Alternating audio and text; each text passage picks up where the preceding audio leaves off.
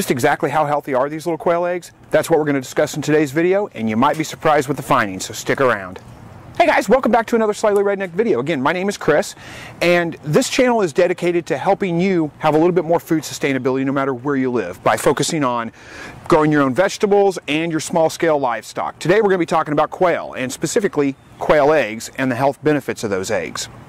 Now, it's probably no surprise to you that these eggs are incredibly nutritious. In fact, some stats here, and I've got to look at my notes because I can't remember all this stuff off the top of my head, but quail eggs, for example, are 5 times smaller than chicken eggs, but they contain 6 times more vitamin B1, 15 times more vitamin B2, 5 times more phosphorus, and 7.5 times more iron. And that's all backed up by scientific research. So incredibly nutritious eggs. What you did not make, or what you may not have known, I should say, about quail eggs is that they've actually been proven to be a cure for many, many different things. We're going to talk about that. How magical are they? Well, the ancient Egyptians and the Chinese have used quail eggs in their medicine for years, and well, thousands of years, I should say, long ago, for help treating things like allergies, asthma, respiratory illnesses, those kinds of things. But modern science has gone in and looked at that a little bit more in detail and found out that there's a lot more benefits to the quail eggs. Okay, modern use of quail eggs really kind of started back in the 1960s. There was a French farmer who found that feeding eggs to his wife helped her get rid of her asthma and her allergies. She had like feather allergies and things like that. And by feeding her quail eggs, it kind of helped get rid of those kinds of things. There was another farmer that followed up with that. Let's see, the guy's name, the first farmer's name. It's a French name, so I'm probably going to pronounce it wrong because I don't speak French. Cordonnier, maybe? I'm not sure. But anyway, I'll put some links down below where you can research this stuff a little bit more on your own. Anyway, he's a French farmer, figured that out. Another farmer followed up with that, found the same things. And then we had a scientist that came in and picked that up. And his name, I got to look that up again, Dr. Truffier? I'm not sure. I don't speak French, so I don't know how to pronounce the French name. So maybe I got that wrong, but you get the basic idea to that. So anyway, this doctor found out what these farmers were finding, so he followed up with some scientific studies, and over a 10-year period he came up with about 5,000 cures that quail eggs, well, 5,000 any illnesses, I guess, that quail eggs could cure.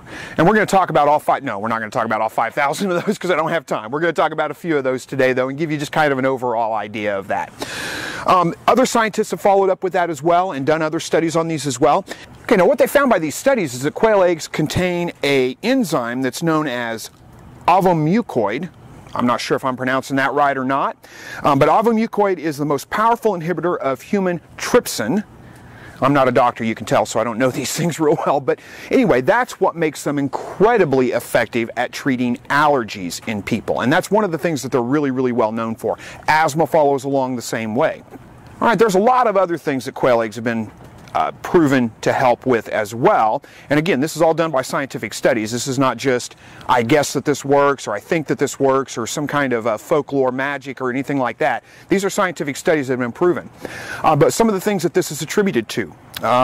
Growth, stimulation, and improved metabolism, and this would be in younger people, children, those kinds of things.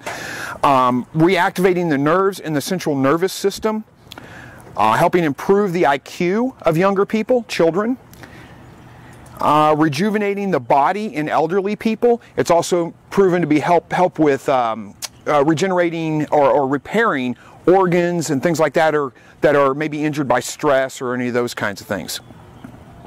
It's been shown to help with the treatment of heart disease, with the treatment of allergies and asthma, as we always said. Skin rashes and eczema, those kinds of things. Quail eggs have been known to help tremendously with that. They've also been helped with gastric ulcers, with gout, with diabetes, and even with the treatment of AIDS or HIV. They help improve CDL counts, I believe it's what it's called. They also have been proven to help reduce high blood pressure. And there's 1,000 more things, well, probably more like 4,500 and some odd things, that quail eggs have actually been proven to help either cure or significantly improve upon. Now, there's a couple of catches to that. Just adding a couple of quail eggs to your diet, that's not really going to do that for you. What the catch is that in order to be effective, quail eggs need to be consumed raw.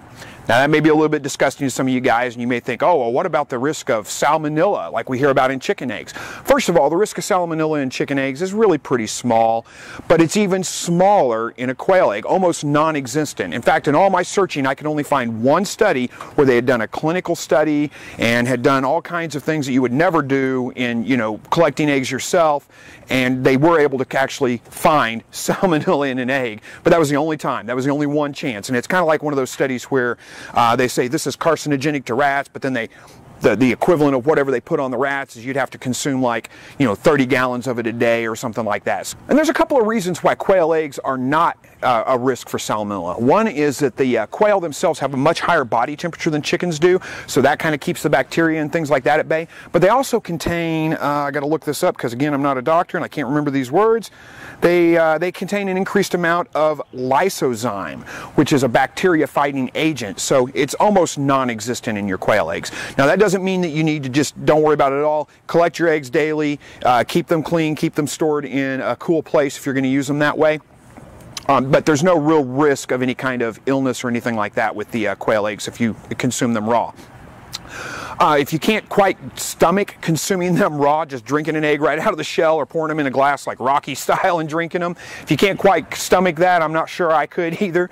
You might be able to mix them in a glass of orange juice, which I don't like orange juice either. I'm a weirdo. I like just about everything but orange juice.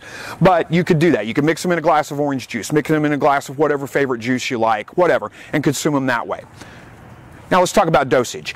All of these diseases that I mentioned before and all the others, they always have a prescribed amount, 200 eggs, 400 eggs, 250 eggs, something like that. That's not all consumed at once though.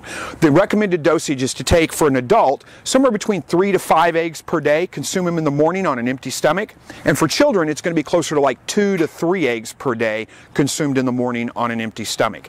This is also known to be a good appetite suppressant. So if you're trying to lose weight, 3 or 4 quail eggs in the morning or 4 or 5 quail eggs in the morning raw in a glass of orange juice or something like that can help keep you full for 8-10 hours, and you're not going to feel hungry after that. Now make sure you eat a balanced diet after that. Don't come back to me later and say, all I ate was quail eggs and I've gotten sick and I, malnutrition and all that. You've got to eat other stuff too, but it is a good appetite suppressant. All right, so again, I'm not a doctor. I'm basing all this stuff on scientific research that's been done. I'll link a couple of articles below. It's pretty easy to find out this information, but it's difficult in a way because whenever you do a Google search for this, you're going to end up with a bunch of people's blogs that are posting it, and don't know if you can trust those kinds of things. But I do have a couple of studies down below that are pretty legitimate. Well, I say pretty legitimate. They are legitimate with links to external scientific documents that you can read. Very dry reading. So a lot of it's in French because it was done by French doctors. I don't speak French, so I can't read those myself, but you might be able to, and you can check those out for yourself. Again, it's not, you don't take 100 eggs, whenever you find these, it's going to be pretty easy to find a list of, for treating this illness, 240 eggs. Not 240 eggs all at one time, about 4 eggs a day until you hit that 240 eggs. But with that being said, there's nothing wrong with adding about 4 eggs a day to your diet. Consume them in the mornings on an empty stomach, and that's going to be kind of a catch-all kind of cure-all kind of thing. It's not really going to, I'm not going to say it's going to be magic and it's just going to cure everything that's wrong with you, but it will help fortify your body, and it will help fight off things like allergies and asthma and skin rashes and some of those kinds of things that you may be struggling with. So hopefully you enjoyed this video. There's a lot of information that goes into this, and again, I'm not a scientist, I'm not a doctor, so check out the links below and you can get a little bit more detail on that if you're looking for it.